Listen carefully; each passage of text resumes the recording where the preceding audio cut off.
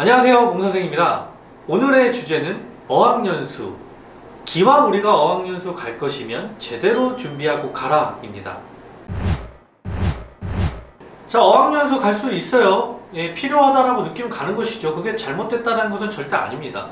근데 우리가 여기서 꼭 알고 있어야 되는 게 있어요.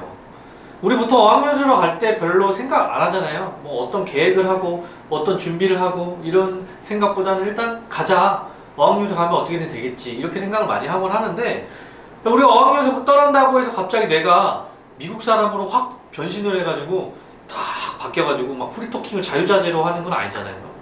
예. 오히려 영어가 너무 늘지 않아가지고요, 내가 지금 여기서 뭐 하고 있지? 이렇게 당황하는 사람들이 더 많아요.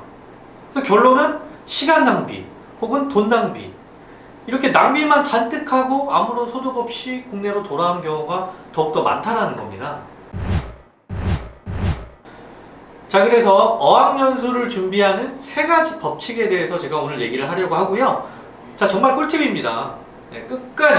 끝까지 1분도 놓치지 말고 시청해 주시길 바라겠고요. 자, 시청하시기 전에 좋아요 꾹꾹 잊지 마시고 저희 채널 구독해 주시길 바라겠습니다. 자, 어학연수를 준비하는 첫 번째 법칙, 공부하고 떠나라입니다. 국내에서 한 2-3개월 정도만 시간을 두고 영어 공부하고 떠나라는 거예요. 사실 이게 제일 중요합니다. 자, 그 이유는요, 우리가 해외 어학원의 구성만 보면 알 수 있어요. 해외 어학원을 다 그냥 뜯어서 파헤쳐가지고요, 여기서 레벨 구성이나 뭐 학급 구성이나 이런 것들이 어떻게 돼 있는지 알면, 그러면 우리가 제대로 알 수 있거든요. 자, 먼저 해외 어학원은 단계별로 좀 레벨이 나눠져 있습니다. 뭐 우리나라로 치면 뭐 기초, 중급, 초급, 뭐 상급 뭐 이런 레벨인데, 학원의 규모에 따라서 뭐 적게는 뭐 3개, 4개 레벨로 구성이 되어 있거나 많게는 5개 혹은 6개 뭐 이렇게 되어 있는데, 제가 그냥 4개 레벨을 평균으로 내서 이 학원에서 어떻게 커리큘럼이 되어 있고 어떻게 학급 구성이 되어 있는지 그 얘기를 한번 드려볼게요. 자, 4개의 레벨은 베이직 레벨, 일레멘터리 레벨, 인터미디어트 레벨, 어드밴스 레벨, 이렇게 4가지로 나눠져 있습니다. 자, 베이직 레벨은 기초 레벨을 얘기하는 것입니다. 자, 여기에 가면 우리가 이곳이 중국인가 착각할 정도로 중국인의 비율이 매우 많습니다. 영어를 심각하게 못하는 수준으로 보셔도 돼요. 뭐 초등학교 수준 정도로 보시면 되는데, 그냥 이 정도죠. Hi, hello, 뭐 이렇게만 뭐 영어 할 수 있는 수준으로 보셔도 돼요. 자, 그 다음에 초급 레벨입니다. 초급은 일레멘터리 레벨이라는 것인데, 중국인들 비율이 여전히 많습니다. 아직도 바디랭귀지로 표현해야 돼요. 바디로 우리가 안녕 뭐 이런 식으로 바디로 계속 랭귀지를 해야 된다는 그런 레벨 수준으로 보시면 되고요. 마찬가지로 이곳에서도 배워야 할 큰 가치가 없습니다. 자, 그 다음 인터미디어트 레벨, 중급 레벨입니다. 이때부터 국적 비율이 조금씩 다양해집니다. 고등학교 정도의 수준이구나. 반 친구들과 영어를 드디어 시작할 수 있습니다. How are you? 뭐 이런 거 조금 더 할 수 있겠죠, 사실은. 자, 그 다음이 어드밴스 레벨, 고급 레벨입니다. 여기서는 뭐 발표 수업도 하고 뭐 문법도 상당히 고급 문법이 나오고요. 학생들이 매우 적극적입니다. 그리고 드디어 내가 원하는 회화 수업의 비중이 조금씩 더 생기는 편입니다. 자, 결론은 중급이나 고급 레벨 이상으로 가야 우리가 원하는 말하기 학습을 배울 수 있다라고 보시면 될 것 같아요. 자, 그러면 학급의 구성이 어떻게 되어 있는지 이거 살펴보도록 하겠습니다. 이것도 사실 모든 학원이 거의 동일한데 한번 살펴볼까요? 자, 1레벨 진도가 한 2개월에서 3개월 정도 합니다. 한 레벨당. 교재는 커팅 엣지 그리고 캠브리지 교재를 사용을 많이 하는데, 이게 그래마인 유즈랑 별반 다른 건 없어요. 자, 제가 직접 카메라를 들고 이렇게 서 있습니다. 왜냐면 책 내용 궁금하시잖아요. 학급 구성 얘기하기 전에 책에서 뭐 나오는지 한번 볼까요?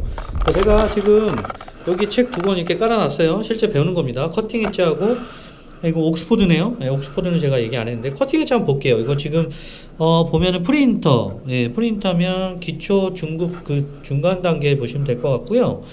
자, 한번 볼까요? 자, 여기 보시면 보케블러리하고 단어 찾는 거 나오고요. 그 다음에 리딩하고 스피킹 나오고, 그 다음에 여기 리스닝 나오죠. 그 다음에 프랙티스 있습니다. 이거 사실 그래마인 유저하고 별로 다를 거 없어요. 그래서 이렇게 어떻게 가르치냐면 뭐 일주일 5일이라고 치면 하루에 진도를 이렇게 나가요. 뭐 1페이지부터 그 다음에 뭐 한 10 몇 페이지까지 진도 쭉 나간 다음에 그리고 숙제 내주시고 다시 또 그 다음 페이지 나가고 이런 식이거든요. 이 결론은 사실 이렇게 너무 기초적인 문법이잖아요. can't, can't, have to, don't have to 이런 거를 굳이 가서 다시 리피트 할 필요가 없다라는 거예요. 예. 이것만 좀 잘 알고 계셨으면 좋을 것 같아요. 그 다음으로 선생님 한 명당 10명에서 20명의 학생들이 있고요. 그리고 국적 비율을 영어를 못하는 아시아인들이 대부분입니다. 뭐 중국, 한국, 일본, 베트남, 태국, 기타 등등등이겠죠. 네, 그 다음으로 하루 수강 시간이 3시간에서 5시간입니다. 그렇게 길진 않아요. 뭐 필리핀의 스파르타 학원을 제외하고는 대부분의 국가와 어학원들이 위 커리큘럼으로 구성되어 있다는 거 알고 계셔야 됩니다. 자, 그럼 우리 여기서 한번 생각을 한번 해봅시다. 다시 한번 언급하지만 우리가 10년 넘게 국내에서 유치원 때부터 대학교까지 그냥 줄곧 영어를 막 배우는데 해외 어학연수 가서 다시 기초반부터 시작하려고 하는 건가요? 그럴 거면 어학연수 뭐 갈 필요가 없지 않나요? 뭐 기초반 우리나라에서 충분히 잘 가르치는데 뭐하러 어학연수를 가서 다시 그렇게 초급부터 할 이유가 전혀 없는 것이죠. 근데 여기서 되게 위험한 게 딱 하나 있어요. 우리가 해외 어학연수를 결정하고 학원에서 반배치고사 같은 거 볼 거 아니에요? 레벨을 결정하려면.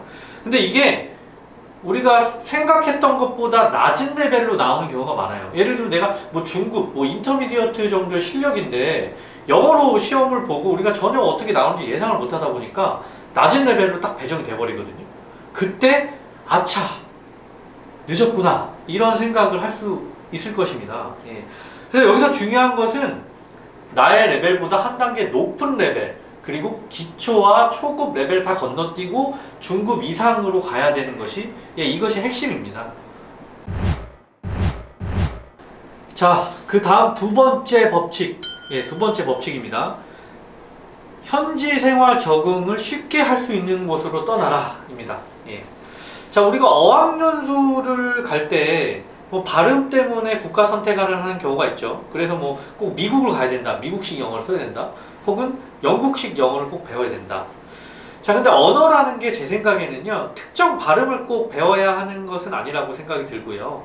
제 생각에는 커뮤니케이션, 소통의 방법을 터득하는 것이 더 중요하다라고 생각하는 입장입니다. 제 경험담을 한번 얘기를 한번 해볼게요.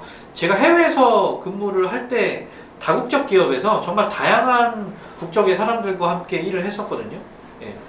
근데 여기서 제가 정말 놀란 게 딱 한 가지 있습니다. 제가 정말 놀란 것은 이제 뭐 미팅을 할 거 아니에요. 근데 미팅을 주도하는 사람이 발음이 좀 뭐 미국 사람이나 영국 사람 뭐 이런 사람들이 아니라 커뮤니케이션 능력이 뛰어난 혹은 자기 주장을 잘 펼친 인도 사람이었습니다. 해외에서는 발음을 큰 문제로 삼지 않죠, 사실은. 뭐 미국식 발음, 영국식 발음, 뭐 호주식 발음, 뭐 싱글리시, 뭐 베트남 콩글리시, 뭐 기타 등등등등. 이것을 크게 중요하게 생각하지 않습니다. 이것은 각 국가의 언어 쓰는 환경과 습성이라고 생각하고 그냥 그 문화를 받아들이고 이해하는 편이죠. 사실 우리가 사투리 쓴다고 무시하지 않잖아요. 같은 맥락이거든요, 어떻게 보면. 자, 그렇기 때문에 국가 선정을 할 때, 우리가 어학연수를 갈 때 어느 국가를 이제 선정을 할 때에는 내가 그곳에서 쉽게 적응할 수 있는 곳을 선택하는 것이 매우 중요합니다. 이유 되게 간단해요. 현지 적응을 해야 뭐 거기서 영어를 배우든가 말든가 할 거 아니에요.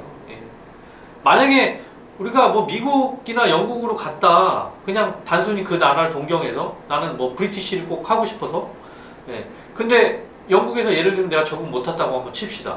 그럼 그냥 아무것도 얻지 못하고 그냥 바로 돌아오는 거 아닌가요? 자, 영어는, 외국어는 자신감으로부터 생기는 겁니다. 자신감은 내가 안정적으로 정착을 하는 데서부터 생기는 것이고요. 이것을 꼭 명심하시고요. 적응 못하면 아무런 소용이 없다. 이것을 다시 한번 얘기 드리고 싶습니다. 자, 마지막 세 번째 법칙입니다. 학원은 한국인이 없는 곳으로 가라. 현지화가 되어라. 자, 이 얘기인데요. 해외에 간다고 해서 우리가 현지인 친구를 사귈 수 있을 것이라는 것은 큰 착각입니다. 판단 미스일 수 있어요. 자, 왜 그러냐면 미국인들이 뭐하러 말 못하는 외국인들을 사귀려고 하겠어요. 뭐 대화가 돼야 서로 뭐 소통을 하고 어울리고 할 수 있는 거잖아요.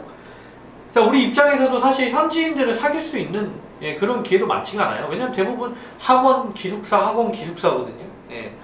자, 우리가 친구를 사귀는 것은 대부분 학원일 것이고요. 학원에는 영어를 못하는 외국인 친구들이 대부분입니다. 예, 외국인 친구라고 하는 것은 영어를 못 쓰는 뭐 아시아 학생들이 많겠죠. 예. 근데 여기서 한국인 비율이 높으면 어떻게 되겠어요? 뭐 이렇게 되면 도대체 난 누구랑 영어를 써야 되는 건지, 여기가 한국인지 여기가 뭐 외국인지 뭐 알 수가 없지 않을까요? 계속 뭐 한국 친구들하고 어울리고 뭐 이럴 거 아니에요.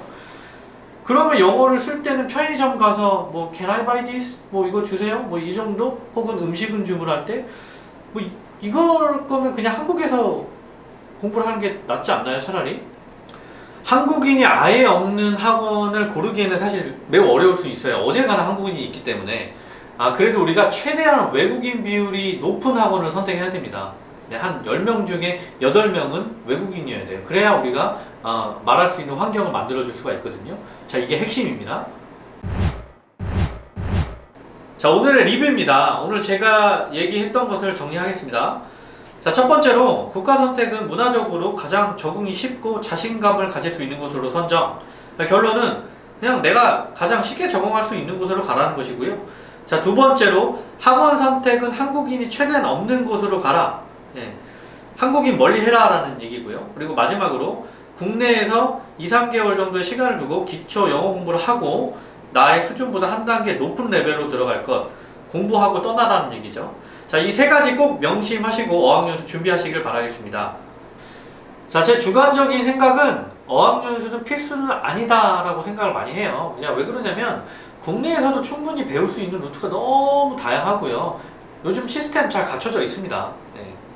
근데도 왜 어학연수를 떠날까요?